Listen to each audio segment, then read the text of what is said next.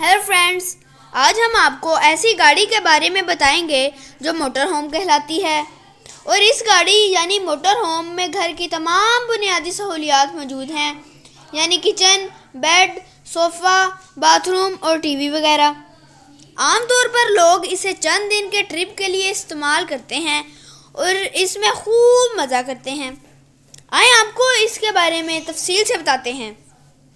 लेकिन इससे पहले आपसे गुजारिश है कि हमारे चैनल को सब्सक्राइब और लाइक करें और अपने दोस्तों और फैमिली मेम्बर्स के साथ शेयर करें। तो आइए स्टार्ट करते हैं। Welcome to the Fleetwood Tioga. Today I'm going to give you a little summary of everything that this motorhome can do. We'll start in the front.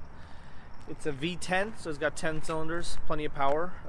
It goes pretty fast, but you want to take it easy, and up the hills you want to take it a little easy as well. Seats too in the front. It's got leather seats, so they're extra comfortable. It does have a reverse camera. There's a little switch on the left side if you push that, so it does have a reverse camera. I usually tell people let it run all the time, let you see what's going on behind you. Alright, let's go inside. You'll see it has two locks, so you can lock this thing. Once you open the door, the stair does come out. It does have a screen door which you can close separately. Once inside, you'll see the main control is right in the front. We're going to go over every aspect of this main control so you can understand everything that this can do. The first one is the auxiliary battery. If this is turned off, none of the power in the back is going to work. So you have to make sure that this is on so that everything in the back works off of battery. The second one, probably the most important one, is a generator. There is a new generator in this motorhome. To turn it on, the first thing you have to do is actually hold down the off button, which is called primering it. Once you have primered it, this little red light will turn on. Once that red light is on, then you can hit the on button and the generator will start. The generator can run while the RV is in motion. The back part of the RV is completely separate from the front part. So anything you want to do in the back, you can while the RV is in motion. The water heater, if you turn this on, now you'll have hot water. Water pump, if you turn this on, now all the faucets will work. When this thing is parked, we usually turn everything off because we don't want it to use up the battery. These are all your gauges that tell you where everything stands. So for example, if you hit fresh, it tells you how much fresh water you have in the tank. It's full. Gray is your sink water, which goes down the drain. Black is your sewage water, which goes down the drain. LPG is your liquid petroleum gas, which runs the stove and the refrigerator. Main is just your main battery power. Auxiliary is the battery in the back. So this is very handy. The other thing we have over here is the slide out room control. So in this motorhome, it has two slide outs. One is right here, which actually slides out the two couches and the kitchen area. To slide it out, you do have to push the parking brake on the RV. The RV can be started or can be turned off. Obviously cannot be in motion, but you have to actually push the parking brake all the way down. Then you can hit the out button, which will extend the slide out. Alright, so the two requirements to push the slide out is one, the parking brake, which I've done, and the motorhome has to be started. The ignition has to be turned on. So now that we have the ignition and the parking brake in place, we're going to come over here and we're going to hit the word out. Out is going to push it out. Obviously you want to check your surroundings to make sure there's nothing there when you're pushing it out. And just hold the button down and let it do its thing all the way till it gets as far as it's going to go. And then it will stop and then you just let it go. To slide it back in when you're ready to go, same thing. Just push the in button, it'll come in. A lot of people ask, should I have the generator on or should I have external power? I usually say yes, because that's the motor running. You can try to do it just on battery without generator on. If it works, great. If it doesn't, then just turn the generator on and that'll help you slide it in and out. The AC and heating in the back is separate from the front. In the back, it has electrical AC, but gas heating, which is kind of cool because in the winter time, you can be driving and not have to run the generator to have the heating working. But in the summer, if you are using the air conditioner and you want the air conditioner on in the back, you do have to turn the generator on for the AC to work.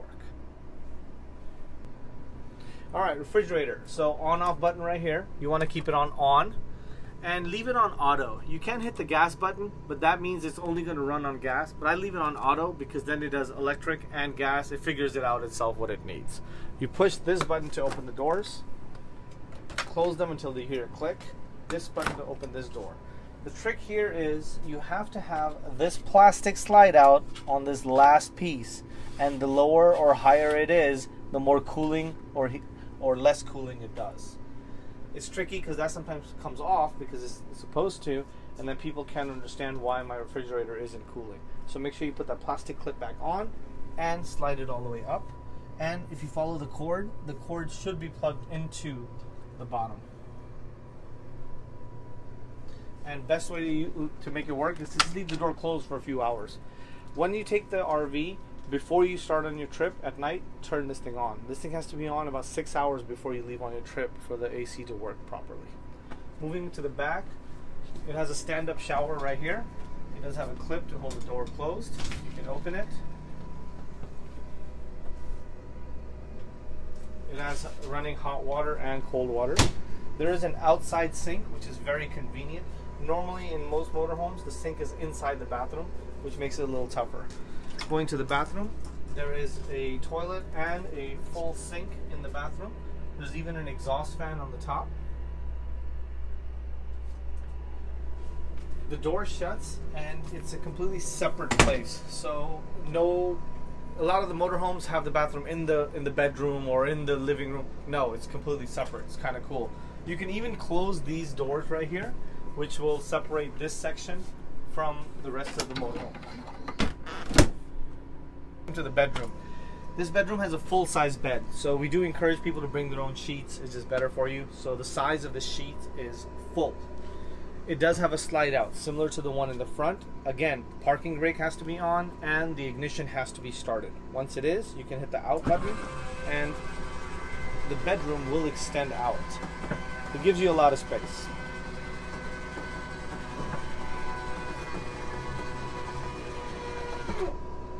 Once it's extended all the way, you have plenty of room to move around. There is a TV up here. You can adjust the TV however you like. Down here is a secret compartment to put your stuff. The closets are huge. There's drawers down here as well, drawers up there, lighting, windows. Beautiful place to be. This door does shut, so you can close it if you would like some more privacy. Alright, now I'm going to show you the best part of this motorhome. All of its pipes and everything is all in one place, real easy for you. Alright, so you just come over here, open this thing up. There's a little clip to hold it open right here. So you just clip it on, now you don't have to hold on to it. Okay? In a lot of RVs, all this stuff is in like different places. I love this one because it's all in one place. Okay? Step one, electricity right here. If you are plugged into this thing, that means you're using the generator. If you unplug it from here, nice and slowly, this is 30 amps. A lot of people ask, is it 50 or 30? It's 30 amps. You're going to just plug it into wherever you go, whatever RV park you are in. You have a good 20 feet of cable. Real easy. Sewage. I always keep this pipe connected because I don't want people to have to keep turning it on and putting it on, taking it off. This is the end of it. All you got to do is take it and put it into wherever the sewage outlet is. Once you do, here's the most convenient part. Both the levers are right here. This is gray water, this is dark water. On the other RVs, again, you got to get underneath and pull in levers and all kind of crazy stuff. So this is gray water, sewage. So you usually want to pull the sewage first and then the gray water. That way the sewage washes and the gray water washes the sewage out.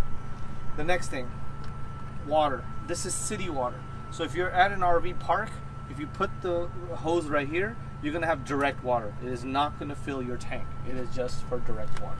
There's even a light switch out here. The other things that I like about this one is Sanitary Flush. So what this is, if you are emptying the tank, so you have both the levers pulled, if you plug in this hose over here, it will actually wash out the tanks for you. Greatest thing ever. So that way you don't have to worry about, oh, maybe it's not clean. Well, just plug in the hose right here, let the water run, it's going to empty it all out for you. Another cool feature about this RV, it has an outside shower. So if your water tank is full, you turn this on, turn the water pump on. You can actually go to the beach and take outside showers. There's even a shower holder right here. You can put the shower holder right there. So everything you need for this RV right here. The only thing that is not here is how you fill the water tank that is in this RV. It has a pretty big water tank, but to fill the water tank, you walk back here. You gotta open up this little thing right here. Once it's open, you take this. It does say on it, don't fill it with too much pressure. So please, just put the water and turn it on as light as possible.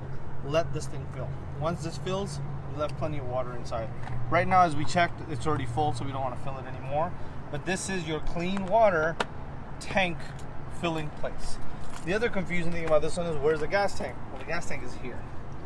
Okay, so this takes regular gas, no premium, no nothing, no diesel, absolutely not. Regular gas right there. This gasoline will give gas to the generator and the engine together.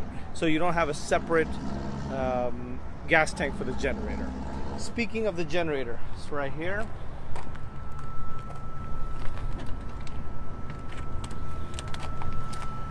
Sometimes if you are running too many things on the generator, you got the AC running, you got the microwave running, you got a lot of stuff running, you're gonna trip the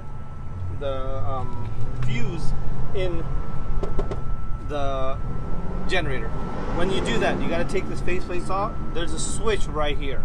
All you got to do is pull the switch back. It doesn't really happen too often, but if it does, that's what you need to do. Open up the face of the generator. There's a switch right there. It looks like a little light switch. You'll see it's going the wrong way. Just pull it back.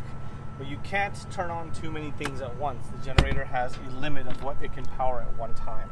So if you have the AC running, don't have the microwave and the TV running at the same time. Another fun feature, come right here, open up this thing. You got a little boom box going. It has power. You can put some CDs in there. It's not too loud, but it'll mess around with the neighbors, no problem. You got plenty of storage. All of these are storage. This one right here is where you're gonna fill your liquid petroleum gas. So a lot of people ask, how do I fill it? You don't fill it. You go to any station that has liquid petroleum gas, there'll be a professional there who will do it for you. You don't mess around with any of this stuff. It's not too expensive, and most of the times when you take it full, you might have to fill it once, but you don't really use as much as you think you're going to be using. These are all storage. There's a pretty good amount of storage in here, so you can use all of these inside as well.